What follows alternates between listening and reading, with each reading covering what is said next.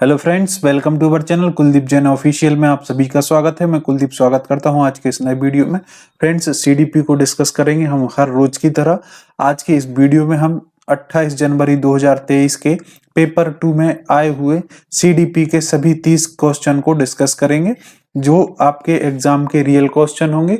और साथ ही साथ हम सीखेंगे कि किस तरीके से हमें क्वेश्चन को अटेम्प्ट करना चाहिए। तो वीडियो को अंत तक जरूर देखते रहिएगा, ये वीडियो आपके लिए हेल्पफुल होने वाली है। फ्रेंड्स, इसी तरीके से हम डेली बेसिस पर 30 क्वेश्चन को सॉल्व करते हैं सीटेट के लिए सीडीपी सब्जेक्ट से। साथ ही साथ आपको सब्जेक्ट वाइज वीडियो भी आपको जल्द ही मिलने वाली है। तो यदि आप मेरे चैनल पर नए हैं तो चैनल को सब्सक्राइब कर लीजिएगा। साथ ही साथ बेल आइकन को दबाना ना भूलें, जिससे आगामी जो भी वीडियो अपलोड होगी उसका नोटिफिकेशन आपके पास पहुंच जाएगा। तो फ्रेंड्स, आइए इस वीडियो को स्टार्ट करते हैं। इस वीडियो को अंत तक जरूर देखिएगा। हमारा आज का पहला क्वेश्चन है, विकास की प्रक्रिया की क्या विशेषताएं हैं? विकास की जो प्रक्रिया होती है उसकी विशेषताएं क्या हैं? आपको 4 यहाँ पे विकल्प दिए हैं। यह प्रक्रिया बचपन तक सीमित रहती है। तो हमने विकास के बारे में पढ़ा है फ्रेंड्स कि विकास आपके गर्भावस्था से लेकर के जीवन पर्यंत चलती है। तो ये विकास की क्या होती है? विशेषता होती है। तो बचपन तक सीमित नहीं होती, ये ऑप्शन कट जाएगा। यह जीवन भर चलने वाली प्रक्रिया है। तो जी हाँ, विकास जीवन भर चलने वाली प्रक्रिया होती है। इसकी शुरुआत जन्म के समय होती है। तो इसकी शुरुआत जन्म के समय नहीं, विकास की शुरुआत गर्भधारण के समय से ही हो जाती है। तो आपके जो यहाँ पे स्टेटमेंट दिए हैं, तो स्टेटमेंट 2 और स्टेटमेंट 4 राइट है। इसका मतलब ऑप्शन 4 इसका सही आंसर हो जाएगा कि विकास जीवन भर चलने वाली प्रक्रिया है। साथ ही साथ विकास गर्भधारण के समय से ही शुरू हो जाता है और आपका जीवन पर्यंत यह चलता रहता है। तो ऑप्शन डी इसका राइट आंसर हो जाएगा। नेक्स्ट क्वेश्चन, विकास की संवेदनशील अवधि से क्या तात्पर्य है? वह समय अवधि जब बच्चे अधिगम के कुछ प्रकारों के प्रति तत्पर हैं। तो ये हो सकता है यदि बच्चा कुछ सीखने के लिए तत्पर है तो उसका विकास अच्छे से होगा। वह समय अवधि जब बच्चे बहुत भावुक होते हैं। तो बच्चे भावुक होंगे तो उनका विकास अच्छे से नहीं हो पाता है, संवेदनशील नहीं। गर्भधारण से जन्म तक की समय अवधि संवेदनशील अवधि है विकास के लिए, तो ऐसा नहीं है। अभी हमने देखा है कि विकास जीवन भर चलता रहता है। शैशवावस्था से किशोरावस्था तक की अवधि, तो ये भी गलत हो जाएगा क्योंकि विकास किशोर अवस्था तक नहीं, जीवन भर चलता रहता है। तो इसका सही आंसर हो जाएगा ऑप्शन ए, वह समय अवधि जब बच्चे अधिगम के कुछ प्रकारों के प्रति तत्पर हैं। अगला क्वेश्चन, एक शिक्षिका के रूप में आपकी मान्यता है कि वातावरण का विकास पर निरंतर प्रभाव पड़ता है। इस मान्यता के अनुरूप आपका क्या दृष्टिकोण रहेगा? As a teacher, which of the following would you believe in if you think that environment is profoundly influential throughout development?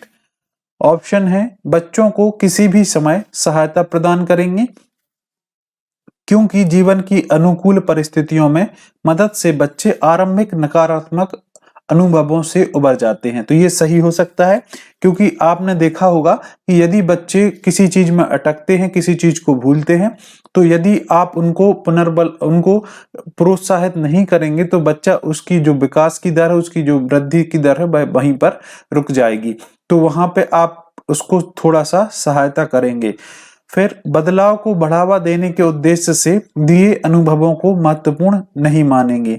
तो आप बदलाव को बढ़ावा देने के उद्देश्य से अनुभवों को महत्वपूर्ण नहीं मानेंगे, तो ये गलत हो जाएगा। इस तथ्य पर विश्वास करेंगे कि वे बच्चे जो किसी गुणधर्म जैसे मौखिक कौशल में प्रवीण या कमतर हैं, वह आगे चरणों में भी ज्यों के त्यों रहेंगे। तो ऐसा नहीं है, बच्चा एक स्टेज में किसी चीज में कमजोर होता है लेकिन आगे चल करके वह उसको सुधार सकता है। तो ये भी गलत हो जाएगा। जीवन के पहलू के कुछ वर्षों में हुई प्रबल नकारात्मक घटनाओं के बाद में उबारा नहीं जा सकता। तो ये भी इसका क्या होगा? गलत हो जाएगा। ऑप्शन ए इसका राइट आंसर हो जाएगा कि बच्चों को किसी भी समय सहायता प्रदान करेंगे क्योंकि जीवन की अनुकूल परिस्थितियों की मदद से बच्चे आरंभिक नकारात्मक अनुभवों से उबर जाते हैं। तो ऑप्शन ए इसका राइट आंसर हो जाएगा। नेक्स्ट, स्कूल की बच्चों के समाजीकरण में क्या भूमिका है? तो कोई भूमिका नहीं है, तो ऐसा नहीं है। प्राथमिक समाजीकरण की संस्था है। प्राथमिक समाजीकरण की संस्था होती है फ्रेंड्स उसका बच्चे का परिवार। द्वितीयक समाजीकरण की संस्था है बिल्कुल, यह क्या है? सेकेंडरी सोशलाइजेशन एजेंसी है क्या? आपकी स्कूल। तो यह हो जाएगा सही आंसर, तृतीयक नहीं होगा। प्राथमिक होता है आपका परिवार और दूसरा होता है स्कूल। नेक्स्ट क्वेश्चन, संक्रियाओं पर संक्रियाएं करने के कौशल किस चरण में विकसित होते हैं?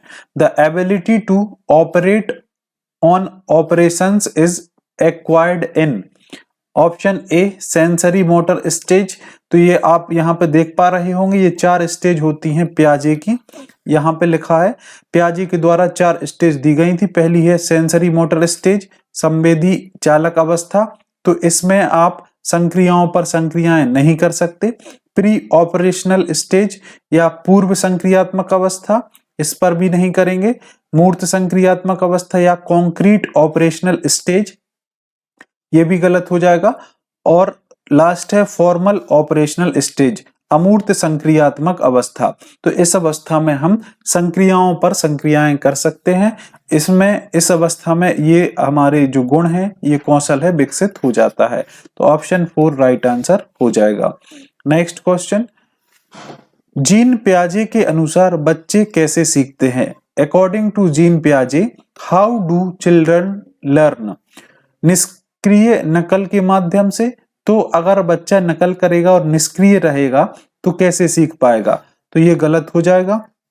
सक्रिय अन्वेषण के द्वारा तो सीख सकता है। नेक्स्ट है अनुकूलन के माध्यम से। तो अनुकूलन के माध्यम से नहीं सीखेगा, कंडीशनिंग के माध्यम से बच्चा नहीं सीखेगा।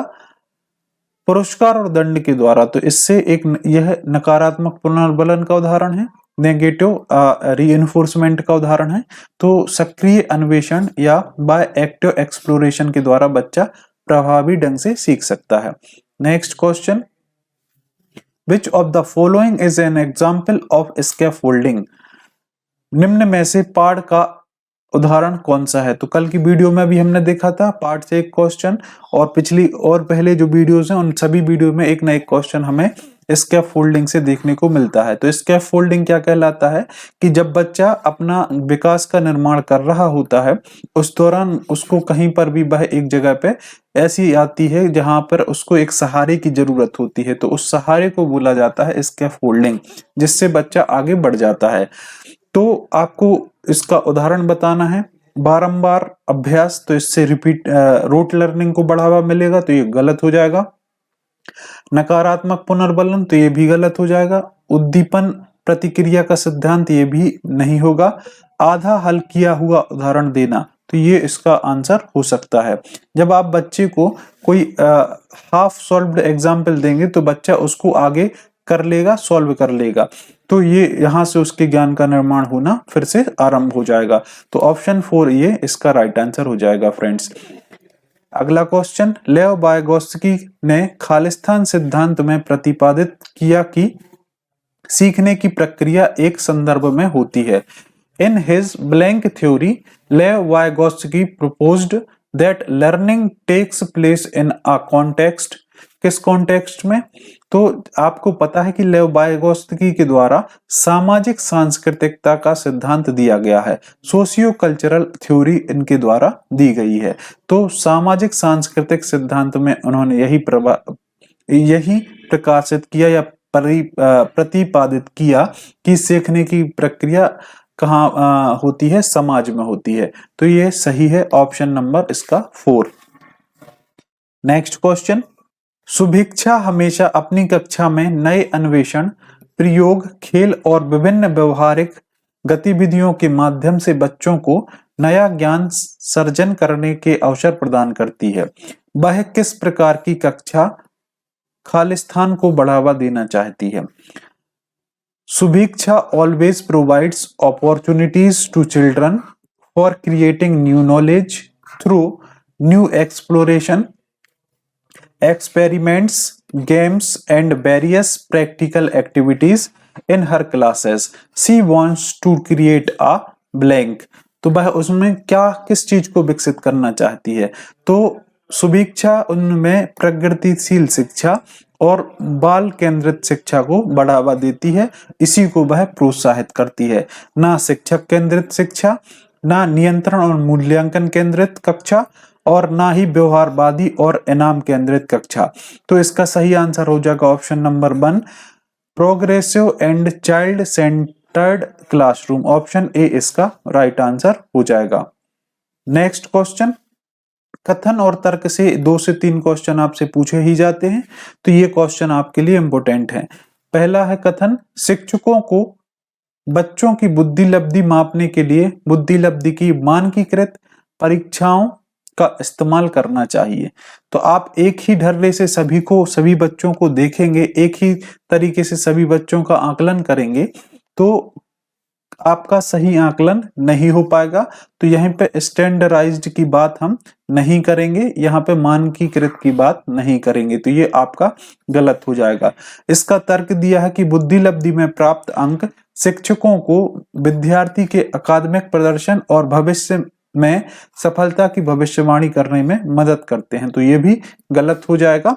दोनों कथन गलत हैं, अतः ए और आर दोनों गलत हैं। ऑप्शन 4 इसका राइट आंसर हो जाएगा। नेक्स्ट क्वेश्चन, हार्वर्ड गार्डनर के सिद्धांत के अनुसार कलाकारों, वास्तुकारों और नाविक के पास कौन सी बुद्धि अधिक मात्रा में होती है? Artist, architects and navigators possess high blank as per Howard Gardner's theory. तो हमने कल की वीडियो में भी देखा था, कलाकार, मूर्तिकार, वास्तुकार, चित्रकार और नाविक, इनके पास होती है फ्रेंड्स स्थानिक बुद्धि। किस टाइप की बुद्धि? Spectacled intelligence. ऑप्शन ए इसका राइट आंसर हो जाएगा। यह आपके ज्ञान पर बेस्ड क्वेश्चन है। नेक्स्ट क्वेश्चन, फिर से आगे आपका कथन और तर्क का क्वेश्चन, 1 से 2 क्वेश्चन इससे पूछे ही जाते हैं फ्रेंड्स, तो इन क्वेश्चन को आप अच्छे से देख के जाइएगा। शिक्षकों को लड़कियों को विज्ञान व गणित की कक्षाओं में भागीदारी करने से हतोत्साहित करना चाहिए। तो शिक्षक अगर लड़कियों को विज्ञान और गणित की कक्षा में भागीदारी लेने से हतोत्साहित करता है, तो यह एक लैंगिक रूढ़िवादिता का उदाहरण होता है, तो यहाँ पे प्रोत्साहन करना चाहिए, तो ये आपका गलत हो जाएगा। लड़कियों में गणित व विज्ञान विषयों को पढ़ने की जन्मजात क्षमता नहीं होती है, तो कोई जन्म से सीख के नहीं आता है, चाहे वह लड़का हो चाहे वह लड़की हो। तो समावेशी शिक्षा में दोनों को एक साथ बिठा करके एक से क्षमता के रूप में आंका जाता है, तो ये भी इसका गलत हो जाएगा। इसका मतलब आपका आंसर हो जाएगा ए और आर दोनों ही गलत हैं। ऑप्शन नंबर 4 इसका राइट आंसर हो जाएगा। अगला क्वेश्चन फ्रेंड्स, निम्न में से कौन सी प्रणाली विद्यार्थियों की विविध अधिगम जरूरतों को पूरा करने में बाधक है? Which of the following is a barrier in addressing diverse learning needs of students? सहयोगात्मक अधिगम, तो यह बाधा नहीं है, यह एक तरीके से साधन होता है। बाधा होती है आपकी पृथक्करण व नामीकरण, हम रोज पढ़ रहे हैं। लेबलिंग और सेग्रीगेशन, इससे क्या होगा? बच्चों के बीच में हीनता की भावना आएगी, जिससे बच्चा अपने आप को कमजोर समझने लगता है और अपने विकास में ये चीज बाधा के रूप में पाता है। तो ऑप्शन बी ही क्या हो जाएगा? एक बाधा के रूप में देखा जा सकता है। बाकी उपयुक्त समावेशन, रीजनेबल एकमेंडेशन, ये आपके साधन के रूप में देखा जाता है। विभिन्न शिक्षा शास्त्रीय पद्धति, मल्टीपल पेडागोजिकल स्ट्रेटजीज, ये भी एक साधन के रूप में देखी जाएंगी। बाधा के रूप में आप पृथक्करण और नामीकरण को देख सकते हैं। अगला क्वेश्चन, मूल्यांकन किस उद्देश्य से नहीं किया जाना चाहिए? Assessment should not be undertaken, बच्चों की तैयारी के स्तर का पता लगाने के लिए, तो इसके लिए तो हम करते हैं, तो ये आपका आंसर नहीं होगा। बच्चों की अवधारणात्मक समझ में कमियों की पहचान करने के लिए, इससे भी आप पता लगाते हैं, ये आपका सकारात्मक पॉइंट ऑफ व्यू है। बच्चों में प्रतिस्पर्धा की भावना पैदा करना।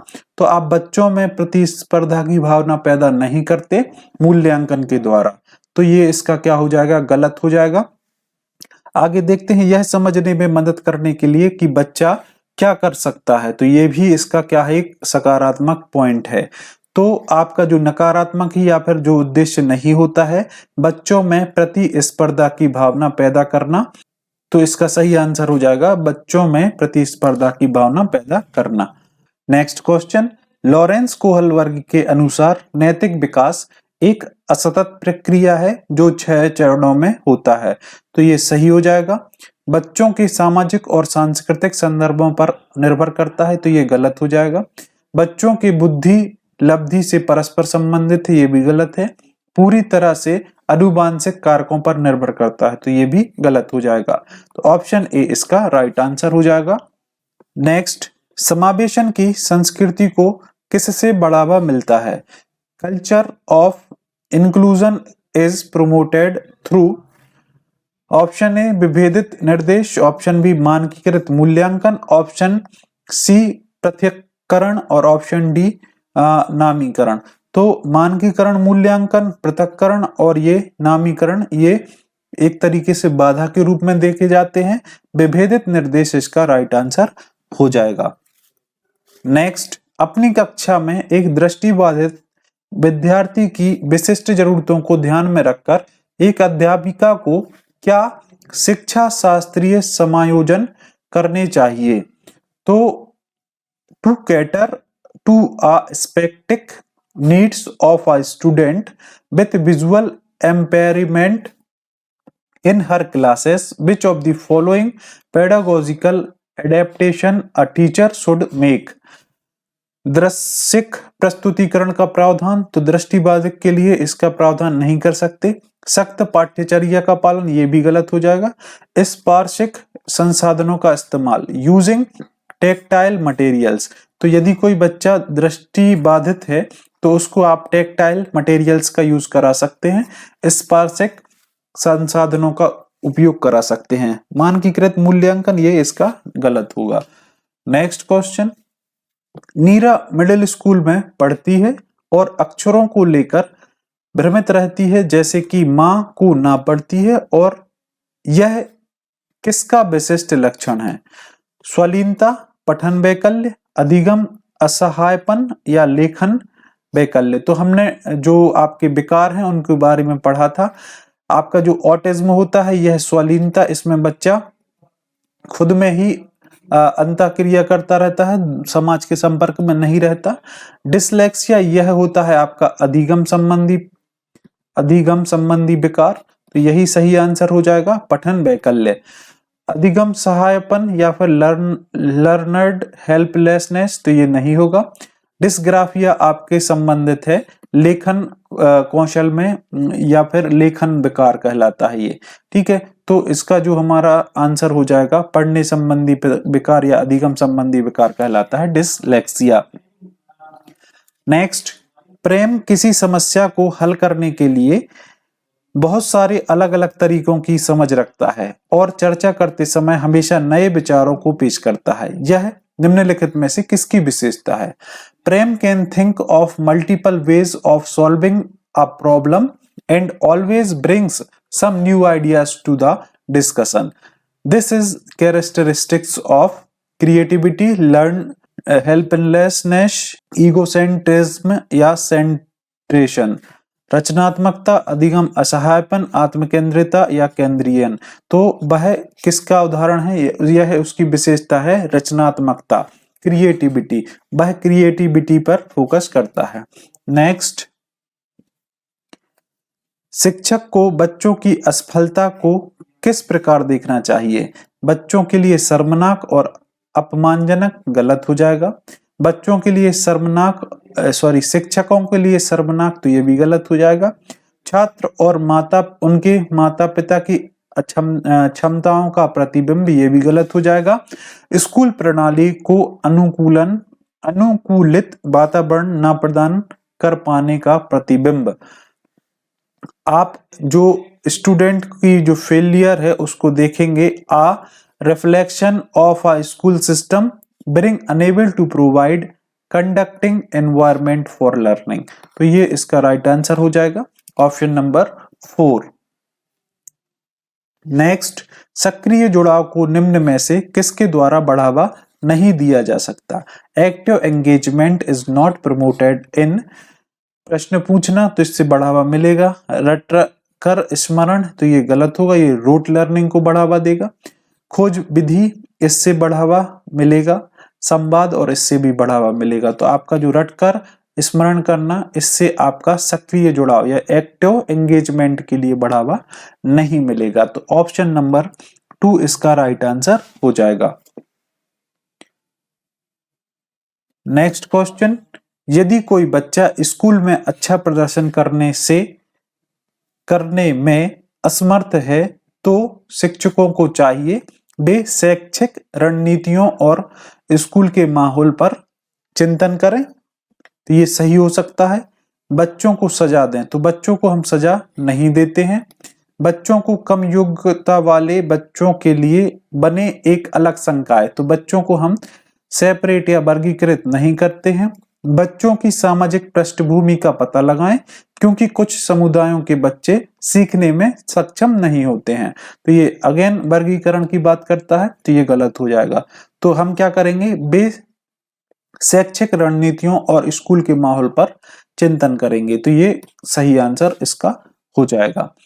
नेक्स्ट क्वेश्चन, निम्नलिखित में से कौन सी एक रचनात्मक शैक्षिक रणनीति नहीं है? Which of the following is not a constructive pedagogical strategy?